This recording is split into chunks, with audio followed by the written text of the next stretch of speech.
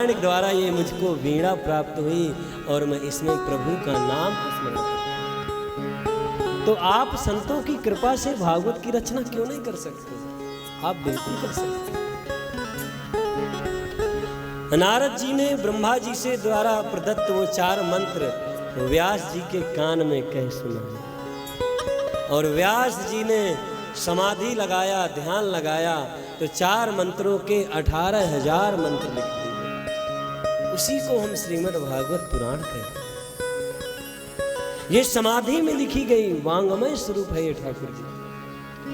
आप कभी बद्रीनाथ जाओ दर्शन करने, या जो लोग गए होंगे, जब आप व्यास गुफा जाओ, वहां व्यास गुफा में दर्शन है, तो वहां जो पर्वत का एक खंड है, शिला है, तो उसमें लगता है कि ये भागवत जी की पोथी रखी है।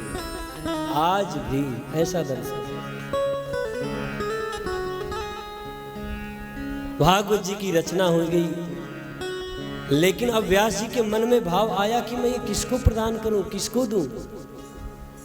तो हृदय से आवाज आई कि है ना इसका एक अधिकारी, मेरा अपना और उस पुत्र। लेकिन वो तो वन की ओर चला गया है, उसको मैं कैसे दूं, कहां से दूं?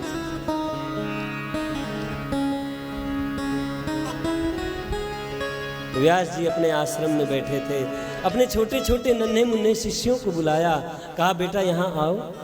नन्हे मुन्ने शिष्य जाकर के गुरुदेव के चरणों में प्रणाम किया। जी गुरु जी आज्ञा। बोले जब तुम कल वन में जाना गायों को चराने हेतु, वन में जब तुम समिधा लाने के लिए जाना यज्ञ के लिए, तो इन श्लोकों का जाकर के वन में गायन करना।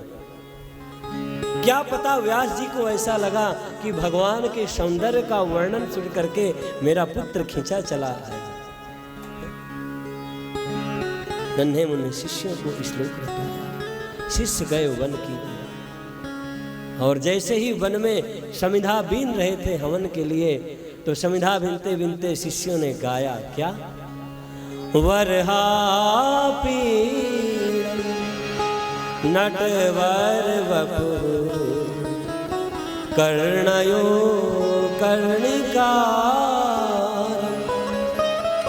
विभ्रद्वासः कनाक कपिशं वैजयन्तीं च रन्ध्रान् वेणुरधर सुधया पूरयन् गोप वृंदै रंध्रान् वेणुरधर सुधया पूरयन् गोप वृंदै वृंदारण्यं स्वपादरमणं प्राविशद गीत की। इस श्लोक का जैसे ही गायन हुआ, सुखदेव जी की समाधि खुल गई। निर्गुण ब्रह्म की समाधि में जो बैठा हुआ ब्रह्म दृष्टा तत्ववेत्ता, आज उसकी समाधि खुल गई। उठ करके दौड़े दौड़े आए, आकर के उन नन्हे बालकों से कहा आगे गाओ ना। भगवान का इतना सुंदर वर्णन है। मोर का पंख धारण किया हुआ है, बांसुरी को अधरों पर लगा रखा है, बजा रहे हैं। अगल बगल खड़े पास में उनके गोप वृंद उनकी कीर्ति का निनाद गायन कर रहे हैं। कितनी सुंदर अलौकिक झांकी है ठाकुर जी। आगे गाइए ना। उन नन्हे राजकुमारों, उन ऋषि कुमारों ने कहा आगे हमको नहीं आता, आगे तो आपको सीखना है तो हमारे गुरुदेव के पास चलिए।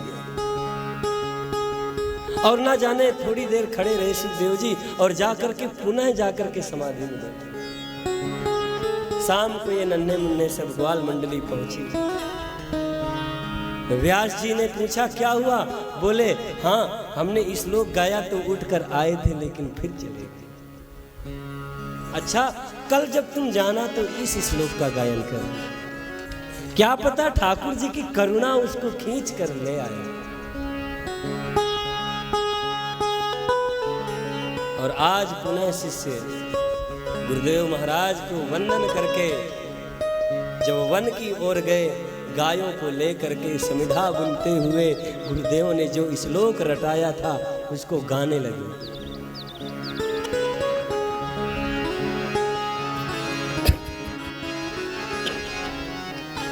अहो वकीयं स्तनकालकूटं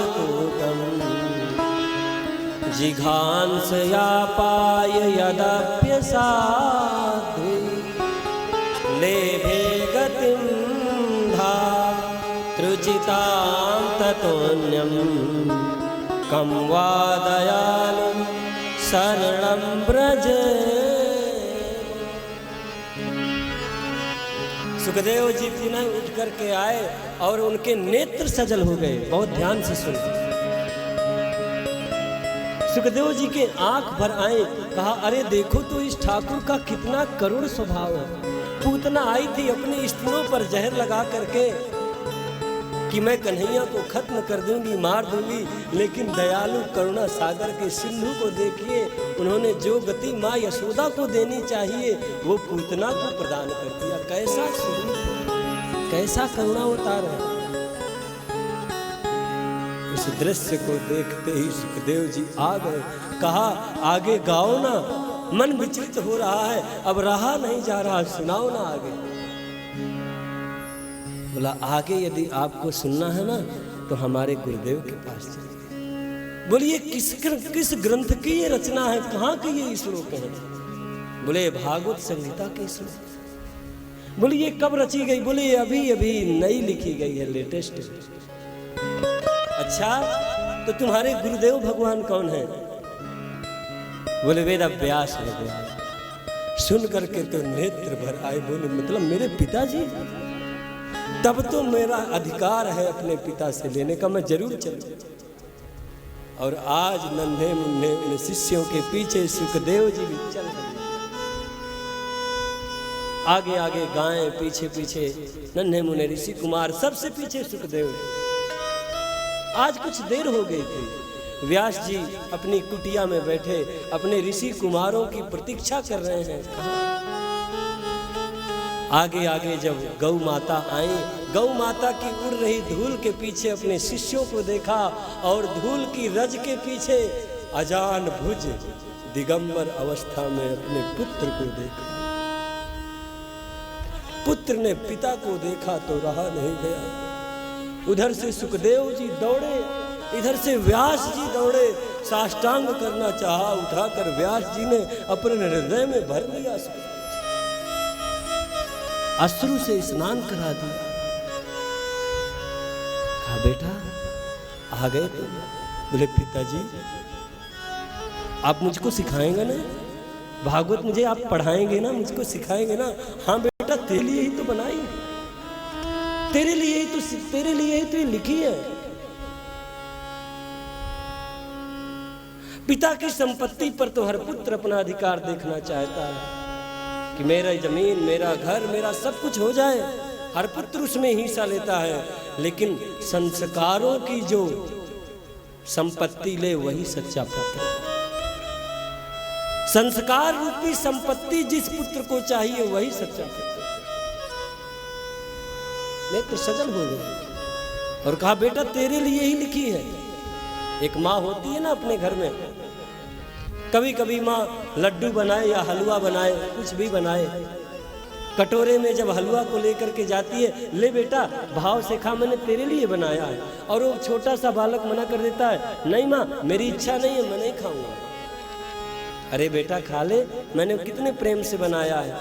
और जबरदस्ती उसके मुंह में थोड़ा सा रख देती है। तो कभी कभी ना इच्छा होते हुए भी वो कटोरा लेकर के बहुत सुंदर बना, ला माँ मैं खा लूं, उसको पसंद आ जाता है। यही कार्य व्यास जी ने किया कि मैं इसे इस लोक का स्वाद चखाऊं, क्या पता इसको पसंद आ जाए। आज अपने सन्मुख का पाकर बहुत प्रसन्न। तो कहा, बेटा मैं तुझे सिखाऊंगा, लेकिन संसार की लोक लज्जा की वजह से अन्य ग्रंथों में या अन्य संत ऐसा वर्णन करते हैं। मेरे गुरुदेव भी ऐसा वर्णन करते हैं कि भगवान वेदव्यास की अपने पुत्र की बड़ाई करता है तो सुखदेव जी की परीक्षा लेने के लिए सुखदेव जी को मिथिला भेज दिया कि पहले जाए, परीक्षा में पास होकर के आए, फिर इसको भागवत सिखाए। सुखदेव जी मिथिला में गए, जाकर के जनक जी को प्रणाम किया तो जनक जी ने कह दिया कि जाओ, अभी 3 दिन नहीं मिलेंगे। सैनिकों से कहा कि 3 दिन कह दो, अभी वहीं पर खड़े रहे द्वार पर, 3 दिन नहीं मिलेंगे। सुखदेव जी को जरा भी क्रोध नहीं आया, उसी तरह प्रसन्न मुद्रा में 3 दिन खड़े रहे।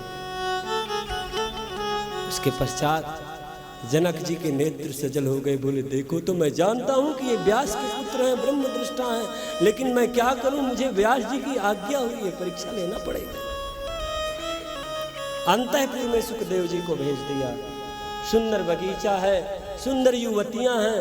सुखदेव जी अंदर गए तो कोई युवती उनका आलिंगन करती है, कोई उनके गोद पर बैठ जाती है, लेकिन सुखदेव जी को काम का कोई असर हुआ है। अंत में जनक जी कहते हैं सुखदेव जी के चरणों में गिरे, मुझको क्षमा करना, मुझसे अपराध हो गया, लेकिन मेरी आज्ञा मुझे थी, मैं क्या करता। और जनक जी ने लिख दिया कि आपके पुत्र ने क्रोध और काम दोनों को जीता है। इस संसार में केवल 2 ही लोग ऐसे हैं जिसने काम और क्रोध पर विजय प्राप्त किया। एक तो ठाकुर जी भगवान कृष्ण, परब्रह्म परमात्मा श्री राम, और दूसरे हमारे सुखदेव जी, तीसरा कोई इस पृथ्वी पर। सुखदेव जी को भागवत का अध्ययन कराया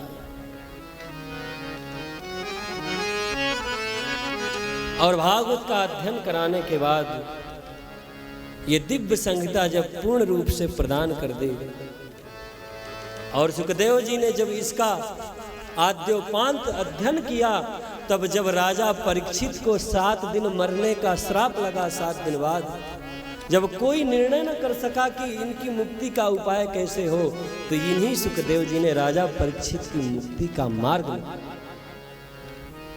तो यहाँ पर शौनक आदि ऋषियों ने सूत जी से पूछ लिया कि ये राजा परीक्षित कौन है और इनको ये 7 दिवस बाद तक्षक के डसने से मरने का श्राप कैसे लगा, ये हमको बताइए।